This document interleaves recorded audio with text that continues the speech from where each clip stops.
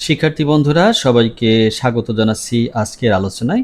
আজকে আলোচনা করব নবম দশম উচ্চতর গণিত নিয়ে। উচ্চতর গণিতের অধ্যায় ২ বীজগাণিতিক রাশি থেকে অনুশীলনী ২ এর ৬ নং প্রশ্ন নিয়ে, অর্থাৎ এখানে আলোচনার বিষয় হলো আংশিক ভগ্নাংশে প্রকাশ করো। তো আমরা শুরুতেই জানবো আংশিক ভগ্নাংশে প্রকাশ বলতে আমরা কি বুঝি। দেখো, একটি ভগ্নাংশকে যখন একাধিক ভগ্নাংশের সমষ্টিরূপে প্রকাশ করা যায় তখন ওই একাধিক ভগ্নাংশগুলোর প্রত্যেকটিকেই বলা হয় মূল ভগ্নাংশটির বা প্রদত্ত ভগ্নাংশটির আংশিক ভগ্নাংশ। আর এই প্রক্রিয়াটাকে বলা হয় আংশিক ভগ্নাংশে প্রকাশ। অর্থাৎ আংশিক ভগ্নাংশে প্রকাশ বলতে আমরা বুঝি একটি ভগ্নাংশকে একাধিক ভগ্নাংশের সমষ্টিরূপে প্রকাশ করা, আর একাধিক ভগ্নাংশের প্রত্যেকটিকে আলাদা আলাদাভাবে একটি আংশিক ভগ্নাংশ বলা হয়। তাহলে চলো আমরা শুরু করি ৬ এর ক নং প্রশ্নটি দিয়ে। দেখো, আমরা প্রথমেই ধরে নিব যে এই ভগ্নাংশটি ২ বা ৩টি ভগ্নাংশের সমষ্টিরূপে প্রকাশ করা যায়। এটা আমরা কি করে বুঝব? দেখো, এই যে হরের দিকে যদি আমরা তাকাই, এই ভগ্নাংশটির হরে দেখো ২টা অংশ রয়েছে, একটা এক্স আর একটা হলো x+1। এই যে ২টি উৎপাদক রয়েছে, এর থেকে আমরা বুঝবো এই ভগ্নাংশটিকে ২টি ভগ্নাংশের সমষ্টিরূপে প্রকাশ করা যাবে বা সম্ভব। তাহলে দেখো, আমরা ধরি লিখব, ধরি 5x+4 divided x into x+2। এই যে দেখো, এখানে একটি চিহ্ন ব্যবহার করেছি, এটাকে বলা হয় অভেদ চিহ্ন।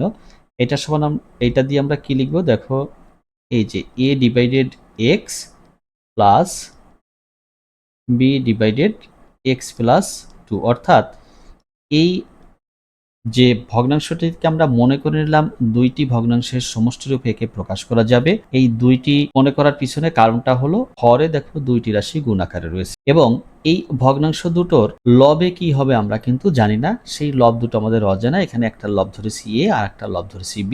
উদ্দেশ্য হলো এই a ও b এর মান নির্ণয় করা। যদি আমরা a ও b এর মান নির্ণয় করতে পারি তাহলেই আমরা আংশিক ভগ্নাংশে প্রকাশ করতে পারব। তাহলে এটার নাম দিলাম হলো ১। তাহলে কি করলাম? শুরুতে আমরা ভগ্নাংশটিকে ২টি ভগ্নাংশের সমষ্টিরূপে প্রকাশ করে নিলাম। এখন কি করব? দেখো, ১ এর উভয় পক্ষকে, আচ্ছা দেখো এখানে আমি এই যে অভেদ চিহ্ন ব্যবহার করেছি, এই অভেদ চিহ্ন ব্যবহার করার পিছনে কারণ রয়েছে।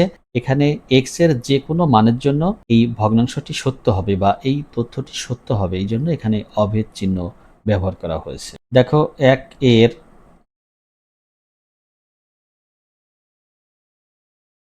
উভয় পক্ষে x ইন্টু x+2 দ্বারা গুণ করে পাই।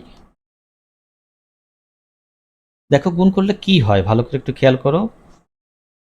5x+4 divided x into x+2, এটাকে যদি আমি গুণ করি x ইন্টু x+2 দ্বারা, তাহলে এরকম হয়।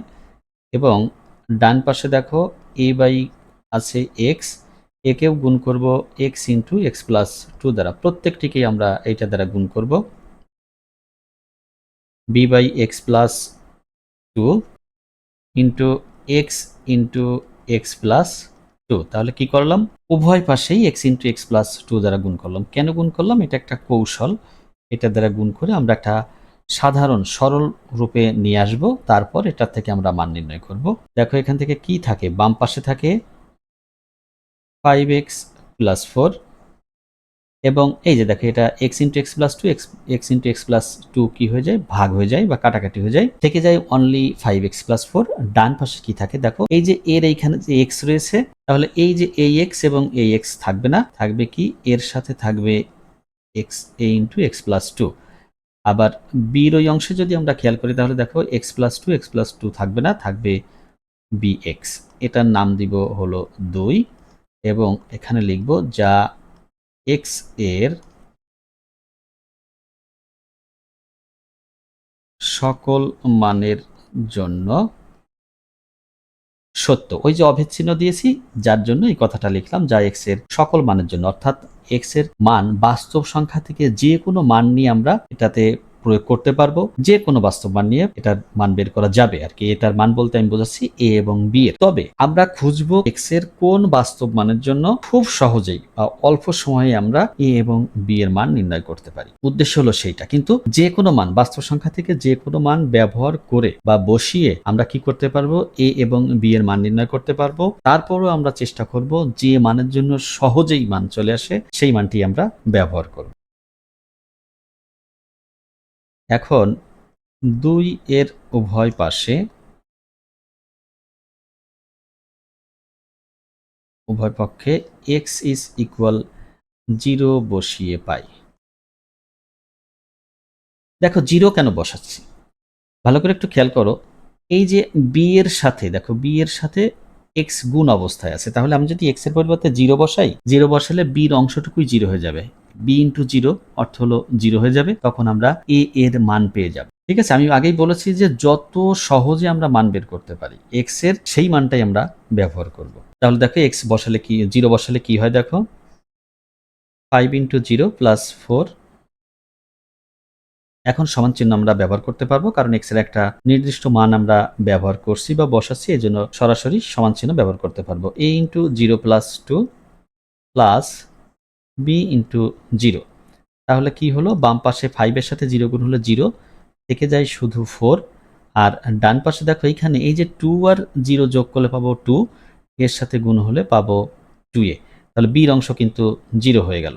বা এখান থেকে লেখা যায় দেখো, a সমান, আমরা যদি 4 কে 2 দ্বারা ভাগ করি তাহলে এরকম পাবো a সমান 2, অর্থাৎ এই যে এর একটি মান আমরা পেয়ে গেলাম। তাহলে এর মান পেয়েছি, এখন আমরা কি করব, একই উপায়ে বির মান বের করব। আবার 2 এর উভয় পক্ষে x is equal -2 বসিয়ে পাই। আমরা আমাদের সুবিধা মতো যে কোনো বাস্তব মান বসাতে পারবো। তবে কি করে বুঝবো কত বসালে সুবিধা হবে? দেখো আমি আগেই বলেছি যে প্রথম অংশে আমরা 0 বসিয়েছিলাম কেন? এই যে b এর সাথে x গুণ অবস্থায় ছিল, তাই তাড়াতাড়ি আমরা একটা মান পেয়ে যাবো এজন্য। তাহলে এখন কেন -2 বসাচ্ছি? ভালো করে আবার একটু খেয়াল করো। এই যে দেখো এর সাথে যে অংশটা গুণ আছে, এখানে আছে x প্লাস 2। তাহলে x এর পরিবর্তে যদি আমরা -2 বসাই, +2 -2 কি হবে? 0 হয়ে যাবে। তখন এর অংশ 0 হবে, আমরা বির মান সহজেই পেয়ে যাব।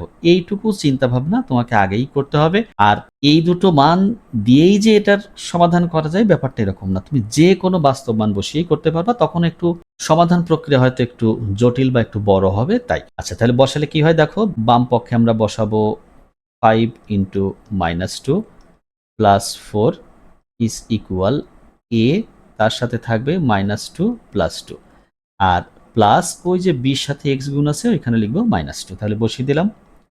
এখন দেখো কি থাকে, -10 প্লাস 4 ইজ ইকুয়াল, এই যে এ দেখো 0 হয়ে যায়, এই অংশ 0 হয়, এদিকে থাকে -2b।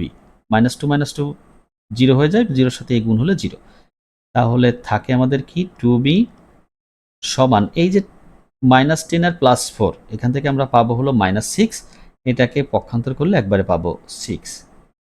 তাহলে বির মান কত আসে দেখো, 6/2 অর্থাৎ 3।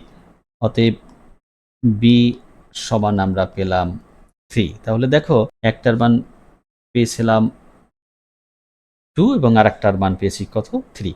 তাহলে আমরা যে ভগ্নাংশটি মনে করেছিলাম, একদম শুরুতে মনে করেছিলাম যেখানে 1 নাম দিয়েছিলাম, ঠিক ওই জায়গাতে কি করব, এখন আমরা এই a এবং b এর মানটি বসিয়ে দিব। a ও b এর মান 1 এ বসিয়ে পাই।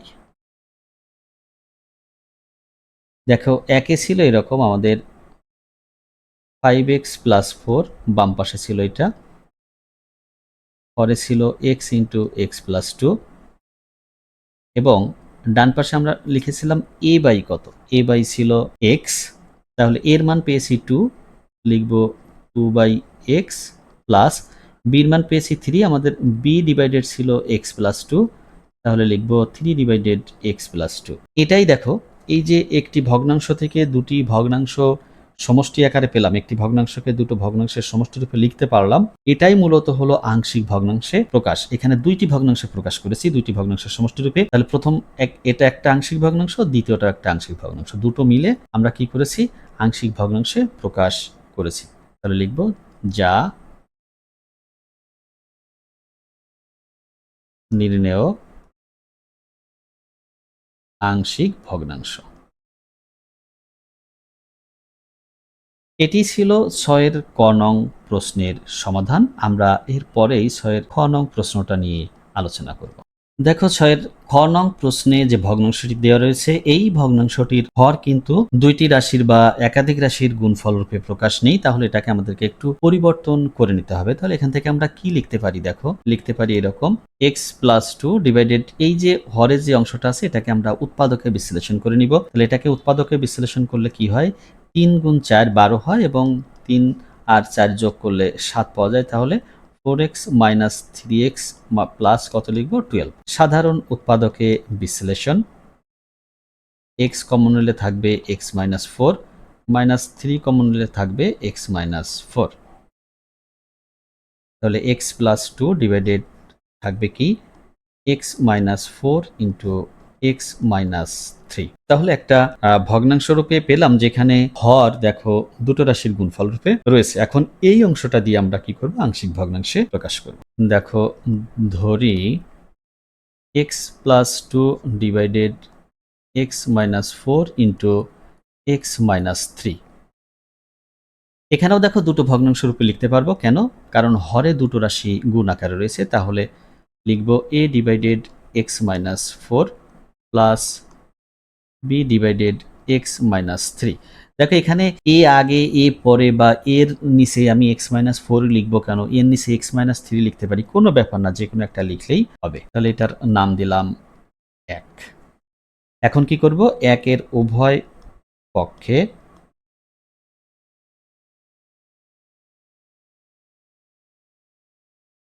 এবার গুণ করব x minus 4 into x minus 3 দ্বারা।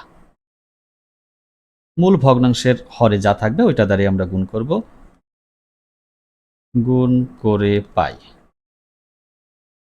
দেখো গুণ করলে কি হয়, আমি পুরো গুণের প্রক্রিয়াটি দেখিয়ে দিচ্ছি, তোমাদের পুরোটা না দেখালেও চলবে। পরীক্ষাতে এই লাইনটা, এখন যে লাইনটা করছি এটা না করলেও তোমাদের চলবে। দেখো এর সাথে গুণ করব কত, এর সাথে গুণ লিখব x minus 4 into x minus 3।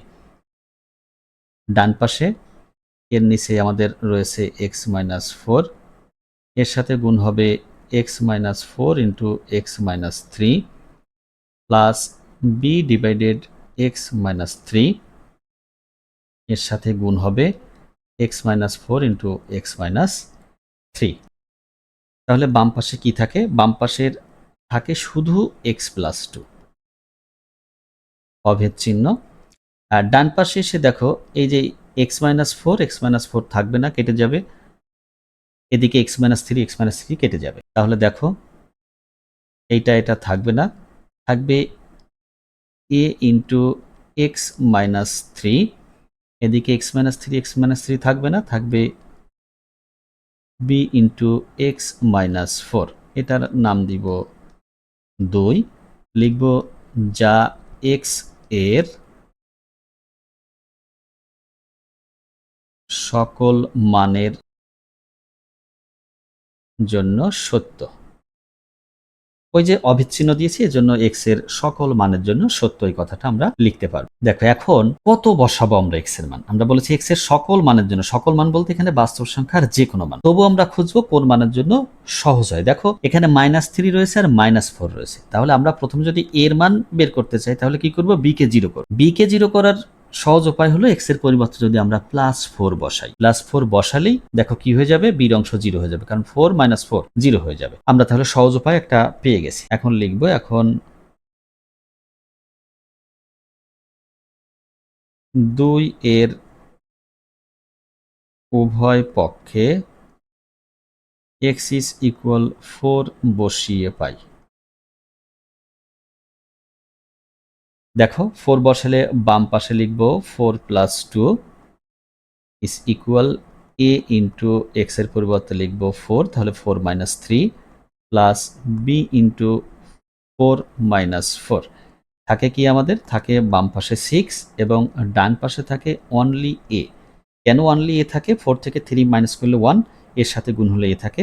আর এই যে বির অংশ কিন্তু 0, 4 মাইনাস 4 0, বির সাথে 0 গুণ করলে 0ই হয়। তাহলে আমরা এর মান পেয়ে গেলাম। অতএব এ ইজ ইকুয়াল 6। তাহলে এর মানটি 6 হলো। এখন কি করব? এখন এই 2 এর উভয় পাশে 3 বসাবো, প্লাস 3। দেখো প্লাস 3 বসালে এই যে 3 মাইনাস 3, এখানে এ কিন্তু 0 হয়ে যাবে, বির মান আমরা পেয়ে যাব। আবার 2 এর উভয় পক্ষে x is equal 3 বসিয়ে পাই। 3 বসালে বাম পাশে কি হয়? 3 plus 2 is equal a into 3 minus 3 plus b into 3 minus 4। দেখো থাকবে বাম পাশে 5 আর ডান পাশে a into 0 হবে। এদিকে থাকবে 3 থেকে 4 মাইনাস করে থাকে -1, বির সাথে গুণ হলে হবে মাইনাস b। অতএব আমরা b সমান পাবো -5। তাহলে b এর মান পেলাম কত? -5।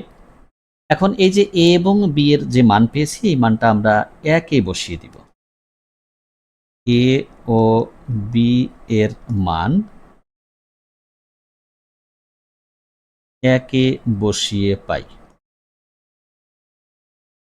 1 এর বাম পক্ষে আমাদের কি ছিল? দেখো বাম পক্ষে ছিল x plus 2, x plus 2 divided ছিল x minus 4 into x minus 3। আর ডান পাশে শুরুতেই আমরা লিখেছিলাম a, এই এর মান পেয়েছি দেখো 6, 6 বাই কত লিখব? x minus 4 লিখব। প্লাস b বাই কত ছিল? x minus 3, b এর মান পেয়েছি আমরা -5, তাহলে লিখব -5 ডিভাইডেড x minus 3। এটাকে আমরা জাস্ট এইভাবে লিখে দিতে পারি 6 divided x minus 4 minus 5 divided x minus 3। অতএব আমরা কি লিখব? অতএব যে রাশিটি আমাদের দেওয়া ছিল, একদম মূল যে রাশিটি দেওয়া ছিল, সেটা ছিল x plus 2 divided x square minus 7x plus 12। তাহলে এইটাকে আমরা দুইটি ভগ্নাংশের সমষ্টি রূপে লিখতে পেরেছি। একটা হলো 6 ডিভাইডেড x minus 4 আর একটা হলো 5 ডিভাইডেড x minus 3। এটি হলো নির্ণেয় আংশিক ভগ্নাংশে প্রকাশ।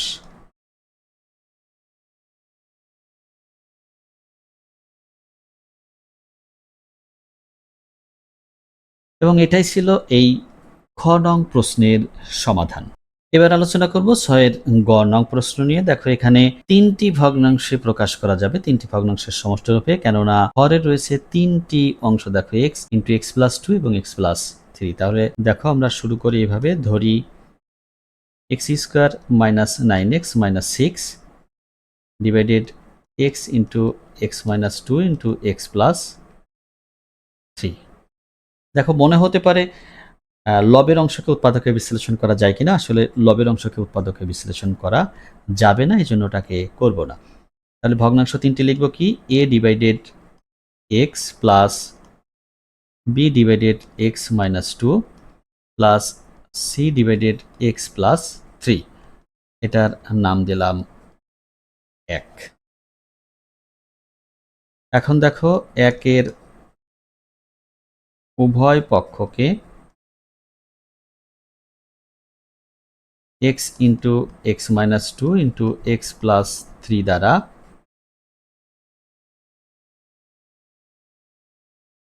গুণ করে পাই। হরে যা থাকে সেটা দিয়েই উভয় পক্ষকে গুণ করতে হয়। তাহলে গুণ করলে কি হয়? x square minus 9x minus 6 divided x into x minus 2 into x plus 3। একে আমরা গুণ করব x into x minus 2 x plus 3। ডান পাশে আছে a ডিভাইডেড x, এর সাথে গুণ হবে x into x minus 2 into x plus 3।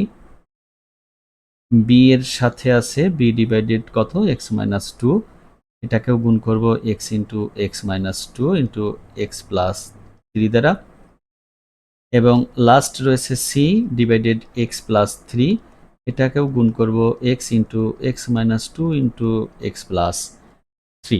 এখন দেখো কি থাকে এখানে, সব অংশ তিনটা অংশ ভাগ হয়ে যাবে বা কাটাকাটি হয়ে যাবে, থাকবে কি x square minus nine x minus six. ডান পাশে দেখো এক্স এক্স থাকবে না, থাকবে A into x minus two into x plus three plus B into, দেখো এখানেও এই যে এক্স মাইনাস টু থাকবে না, থাকবে বির সাথে থাকবে এক্স প্লাস থ্রি আর একটা এক্স গুণ, লাস্ট হলো সি, সির এখানে দেখো এক্স প্লাস থ্রি থাকবে না, থাকবে কি C into x minus two. এটার নাম দিব 2, লিখব যা এক্স এর সকল মানের জন্য সত্য, সকল মানের জন্য সত্য, অর্থাৎ বাস্তব সংখ্যা যে কোনো মানের জন্য সত্য হবে। এখন 2 এর উভয় পক্ষে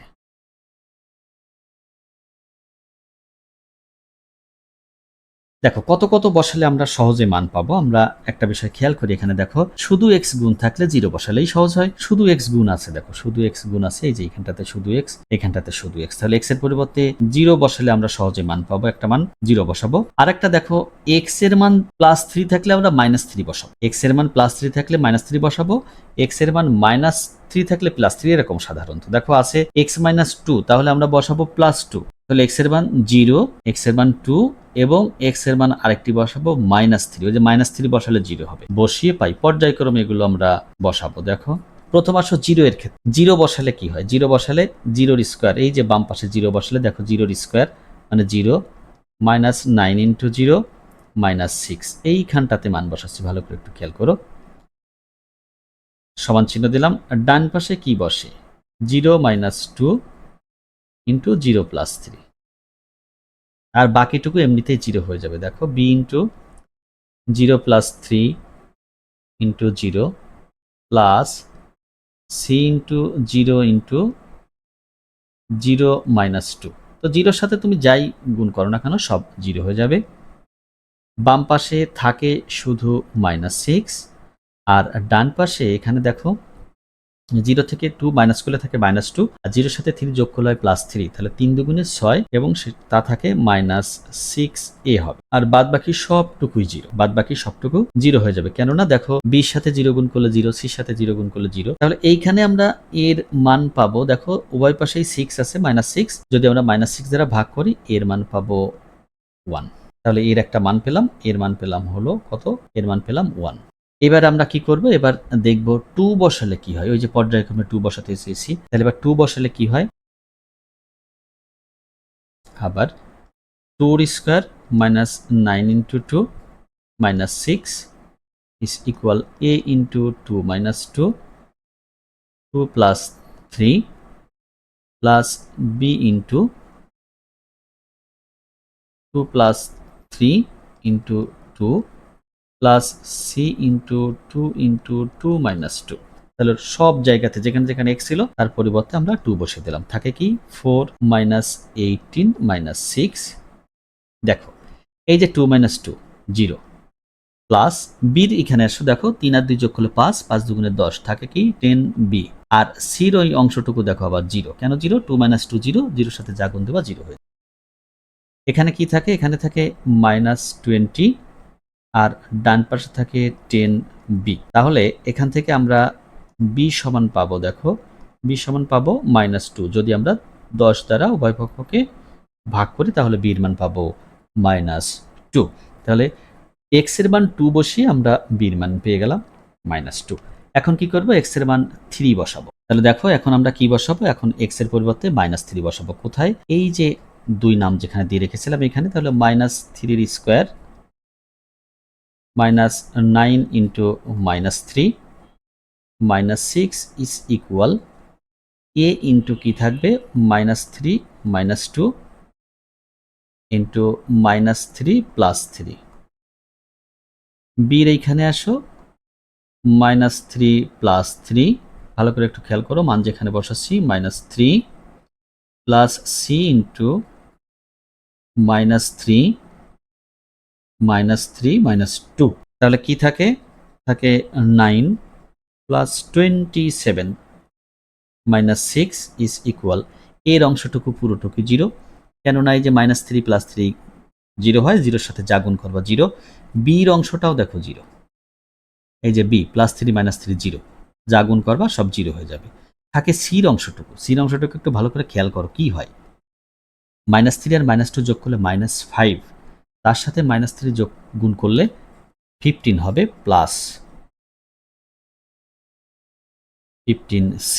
দেখো ক্যালকুলেশন করলে কি হয়, বাম পাশে থাকে 27 আর 9 যোগ করলে 36, 36 থেকে 6 বাদ দিলে থাকে 30, 30। তাহলে 30 ইজ ইকুয়াল 15c।